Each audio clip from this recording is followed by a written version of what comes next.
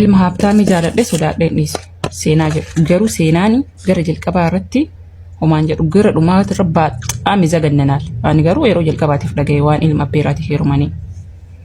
maaliif isiniin jedha akka dhumaa dhageeffadhaatiniin koomentii gaarii illee yoo ta'e badaallee yoo ta'e barreessaa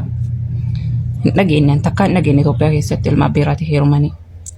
waggaa 6 dura biyyaa bahe yeroo biyyaa boo baay'ee dhiqqishuu ture achiin ji'a 8 hojjadhe madaamin tiyya baay'ee waan nan tiyyituuf na dhukkubee gara biyyaa na galchite gara biyyaan gale erga galeen booda waggaa tokko biyya ture maatiin koo harka qalleeyyii waan ta'aniif dirqama deebee maatii koo jijjiiruu qaba waan ta'eef madaami maduraa sanitti deebee hojjechuu eegale osuma hojjetadhu micaa haabtaamii wayitiin wal baranne namuma wal beeku natti fakkaata akka haasaa keessattuu badhetti ergasii waliin haasaa eegallee innis baay'ee na jaalata anis hin jaaladha sodaadhe micaan kun haabtaamiidha horri kenna horra harka qalleeyyiidha hiyyeessa nagataa jedhee sodaadhe waliin haasofna na jaalata baay'ee na jaalata anis hin jaaladha akkasumatti osoo jirru micaa abbeeraa kiyyaatiin wajjin haasaa qabna hin haasofna baay'ee kolfina baay'ee taphanna osuma wajjin kolfinu osuma wajjin taphannu gaafii jaalalaa naaf dhiyeesse gaafii jaalalaa yeroo naaf dhiyeessu nan dideeni ምክንያቱም ilma abbeeraa kiyyaa waan ta'eef nan dideeni achumaani yoo ati na diddee qorchaantuutaa dhugee du'a naan jedhe namni qorchaantuutaa dhugu hin jiru jaalalli akkasitti nama ajjeesu of ajjeesu nama muraasa sikijibeeti garuu dhiifama naa godhe yanna dhiirri akkasitti hin jedhu jiraate uf qabi jedhin viidiyoodhaan naa dawwalii dhugi jedhin mee akka dhuguuf akka dhunne ilaalta viidiyoodhaan naa dawwalii suuqiilee yeroo bittu nam dhisi na biratti kurii bulbuli dhugi jedhin hin dhugu dargo horri kenna durbicha kiyya na gurguruu barbaada na ka durbicha kiyya kana hin jaalanne hin feenillee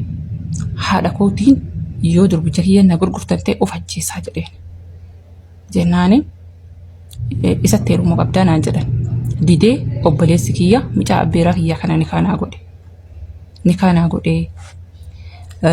magaalaa san keessatti kalaas maqaa isaatiin kaaree lamaa bitee maqaa isaatiin kaaree lamaa bitee walumaa galatti kaaree 400 maqaa isaatiin bitadhee jette erga bitadheen boodatti dubartii biraa wajjin man algaatti arge naaf kakatee ittiin deebuu jedhee waggaa ga'ee itti deebi'e jaarsummaa torbee tokko deemanii andidee jennaaniin dirqiidhaan na fudhatee manatti nagalatee warri kennas isan fedhan ture obboleessa kiyyatu ni kaanaaf godhe waan horra kan keessi feene maal gootaatti seentaa dhoko zalaaga wajjin turtu war simmeeti lagizeetiif jettanii sawin shawwadamina waan maatiin kan haa jedhe maal jaalattaa miyyuu sammuudhaa sigaa jiraate ittiin seeni wanta maatiin kan keessi jaalate sani yaaliin ol qabii gaqqabii yaaliin yeroo naa kennaa jedhi yaaliin